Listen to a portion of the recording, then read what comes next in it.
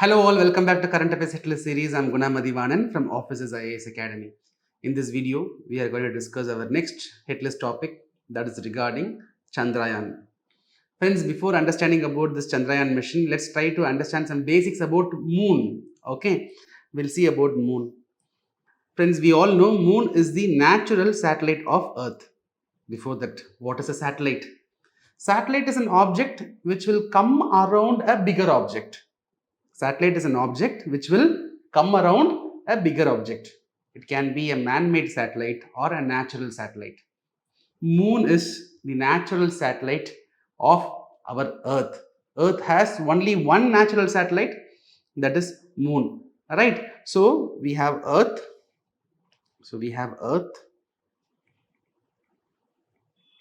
And this moon will be coming around the Earth. So at what distance this moon is placed from Earth? Roughly 4 lakh kilometers. Precisely, it is almost 3,85,000 kilometers far away from Earth.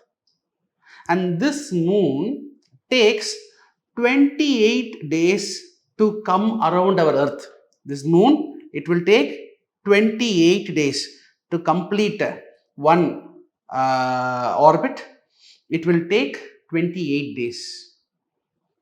It will also take same 28 days to rotate in its own axis. So to come around the Earth, it will take 28 days.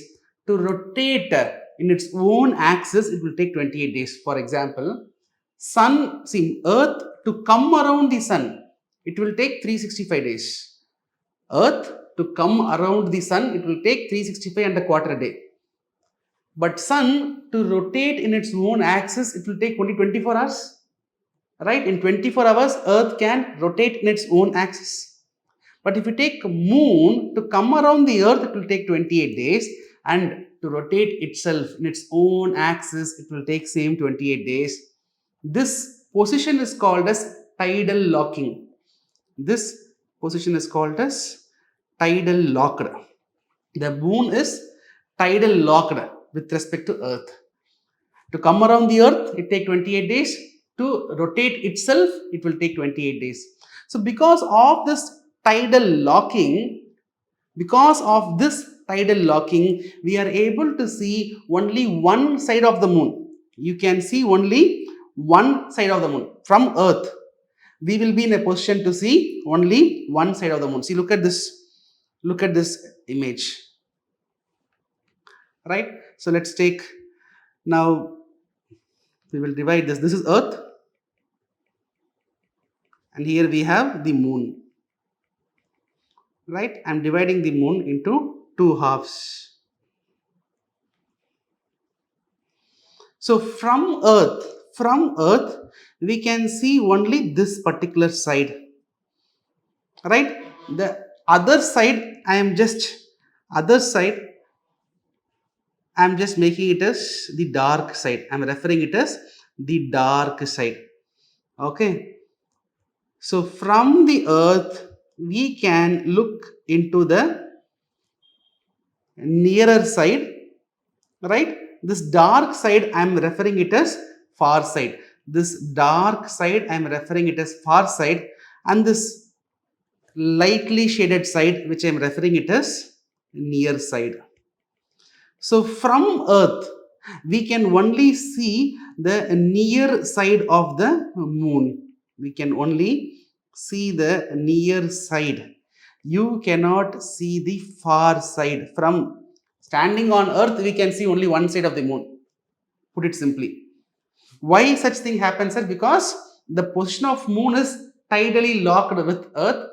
So it will take 28 days to come around the Earth. It will also take same 28 days to rotate in its axis. Because of that reason, we are able to see only one side of the moon. Okay. See, don't think that the other side of the moon will be dark. Don't think the other side, the far side, don't think it will be dark. Right? It will also get sunlight. See, if you take Earth in 24 hours, 12 hours we get sunlight. 12 hours it is going to be completely dark. Same thing in moon also. In moon, The time taken for Earth to rotate is 24 hours. That is why 12 hours of darkness, 12 hours of light. In moon, to rotate itself, it will take 28 days. It will take 28 days. So 14 days there will be light and 14 days there will be darkness. Okay, don't think that the far side of the moon will be always dark. It is not like that. 14 days it will be dark, 14 days it will be getting sunlight. What we have to know is from Earth, remember from Earth, standing on Earth, we can see only the near side of the moon. Right, this phenomena is very important to understand. Chandrayaan 3. Okay, so moon, right? So moon has a very thin atmosphere. The atmosphere is very thin. The atmosphere is very thin. We simply call it as exosphere. We will simply call it as exosphere. And this moon, okay, it is full of craters. It is full of craters. See, look at this. Look at this. So this is the near side. This is the near side and this is the far side. See, when you compare the near side and far side, both the sides are having huge craters, right? There is no doubt. But however, when compared to the near side, in the far side, we are seeing such deep. So in the far side, we are seeing deep crater, right? Deep holes. The dimension of this holes will be around, the radius of the hole, it will be in hundreds of kilometers. So it will be very deep. It will be very deep. When compared to the near side, in far side, such holes are so big. In near side, it is relatively smoother. But in far side, see, because of various asteroid impacts, comet impacts, various various objects from space, right? They come and impact and they have created deep holes, deep craters, right? And in far side, it is more when compared to the near side. So what we should know about moon? Moon takes 28 days to come around the earth. It will take 28 days to rotate in its own orbit, in its own axis, right? Moon is almost 4 lakh kilometers away from the earth. The atmosphere is very thin. It is, we refer it as exosphere. From the earth, we can see only the near side of the moon. The far side of the moon, we have no idea, right? And this near side and far side both has deep holes, which we refer to as craters. Both has deep holes. But however, when compared to the far side, near side is relatively smoother. These are some basics which we should know about moon. Now, before understanding about Chandrayaan 3, we will try to understand about the Chandrayaan 1. We will try to understand about Chandrayaan 1. So this Chandrayaan 1, we sent a satellite. So we sent a satellite using PSLV rocket, using PSLV Polar Satellite Launch Vehicle. Using the PSLV rocket, we were sending a satellite to orbit around the moon. In the year 2008. Alright, it has made almost 3,400, or simply we can say it has made more than 3,000 orbits. It has made more than 3,000. The satellite which we sent, which was coming around the moon for more than 3,000 times. Right, and it took a lot of images of moon. The main objective of Chandrayaan 1, so the main objective of Chandrayaan 1 mission is to create a 3D atlas, a 3-dimensional atlas of moon, both near side as well as far side. Both near as well as far side, we want to make an atlas. That was the objective in 2008.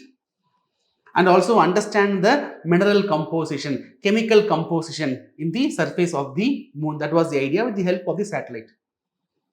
And interestingly, this satellite, Chandrayaan 1, it was confirming the presence of water. It was confirming the presence of water in moon.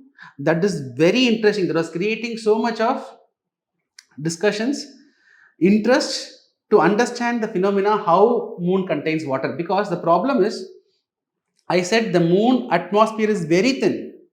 Since the atmosphere is very thin, the solar winds, we discussed about solar winds in the Aditya mission topic. Please go and watch that video. The solar winds coming from the sun, right? That will be entering, that radiation enters into the moon because there is no atmosphere. Earth has atmosphere, so it filters the harmful radiation. But in moon, there is no atmosphere. The sun radiation will directly hit the moon. So all the water molecules will be easily evaporated, but still we are finding water in the moon. So that was an interesting puzzle. Chandrayaan 1 observed it. Then later in 2009, we lost the contact from the satellite. We lost the contact. Then in 2019, so in 2019, we were sending Chandrayaan 2. This time in Chandrayaan 2, so we were in Chandrayaan 1, we sent only a satellite to come around the moon, take photographs of moon. But this time we were sending a satellite, that is, we were sending an orbiter. Along with that, orbiter contains devices which will come around the moon, which will orbit around the moon. Then along with that, we were sending a lander. The lander contained a rover. Orbiter you understood, right? A device which will come around the moon. We also sent a lander and rover. What is this lander and rover? Look at this image, right? So this one. So this is the lander. This was containing a rover. So rover is, just imagine a small robo which has 4 wheels, which can move in the surface of moon. Now we need to take this small robot carefully, right? So we were putting this rover inside this lander. So this lander the objective was to demonstrate the ability of a lander to slowly land on the surface of the moon. Once after landing, release the rover, so that the rover will come out, it will move and try to collect some samples for understanding. That is the idea. That was the broader objective. However, what happened? In 2019, we were not able to successfully launch. We even went almost 2 kilometers closer to the surface of the moon. I said already, there is no atmosphere in moon. Since there is no atmosphere in moon, when you fall, it is going to be like a free fall. In the moon, it is going to be a free fall, since there is no atmosphere. So it is very difficult to land this lander in the surface. We were successful up to the 2 kilometers from the moon surface, but after that, we faced crash landing. We lost connection. We faced crash landing, so everything got crashed. But however, even today, that orbiter which is coming around the moon, that is successful. That orbiter contains almost 8 instruments, different instruments. And they started studying the moon, and they are continuously sending us information. What information, sir? Lot of information. It confirmed the presence of sodium. It confirmed the presence of magnesium. It confirmed the presence of aluminium. It confirmed the presence of iron. It once again confirmed the presence of water. Initially we thought in the moon, the water could be present near the poles. Why near the poles? Because the sunlight, the radiation from the sun, right, that might not go to that polar regions. Maybe that regions are little hidden. Okay. So other areas are largely exposed. In the pole regions, the exposure to the sun's radiation is less. So we were under the understanding that in the pole regions, you will find water. But interestingly, the Chandrayaan 2 orbiter, it found the presence of water molecules in every latitude. In every latitude of the moon, it confirmed the presence of water molecule. It confirmed the presence of sodium, magnesium, aluminium, iron, water molecules. And also interestingly, of this 8 instruments, one particular instrument was to study the impact of sun's radiation on moon. And that was the intention. But that instrument, what it did? It noticed an interesting phenomenon of sun. The intention, we sent this to study moon, but interestingly, one instrument in this orbiter, it noticed an interesting fact in sun. So in the Aditya mission topic, please watch. I will put the description. I mean, the Aditya and the sun's basic topic, I will put it in the description. You please watch that video where I have explained about sun. I explained about solar flares. The solar flares are like sudden eruptions, sudden energetic eruptions of radiations which we see in the surface of the sun. Why it is happening, we do not know, but it is happening. So if this is sun, at certain locations, we are able to see sudden eruptions. So there are some preferred spots in the sun. That is what we were understanding. But this Chandrayaan 2 mission that interestingly observed, apart from the preferred spot, there are some hidden spots. There are some hidden spots. From there also we are seeing solar flares. And there is something called as micro flare as well. That is small level solar flares. So Chandrayaan 2 mission is not a failure. Yes, we were not able to demonstrate a successful landing of our landers and rovers. But however, orbiter is sending significant information. And now we were able to successfully send the lander and rover in moon through Chandrayaan 3. So how this was possible, that we will discuss in the next video. So here I have given the information regarding Chandrayaan 1 and Chandrayaan 2. Alright, you can go through one difference I forgot to mention. Chandrayaan 1 was launched in PSLV rocket. Chandrayaan 2 was launched in GSLV 3. This GSLV 3 is now referred as Launch Vehicle 3. Okay, so one difference we have to know, Chandrayaan 1 was focusing on, it was sent through PSLV, Chandrayaan 2 was sent through GSLV, different vehicles, different launch vehicles, that's all. Right, so go through these slides. So findings I have given, right, you can pause and you can make notes out of it. So yes, find out the right answer and give it in the comment section. I will meet you with Chandrayaan 3, right, in the next video. Till then, bye, take care.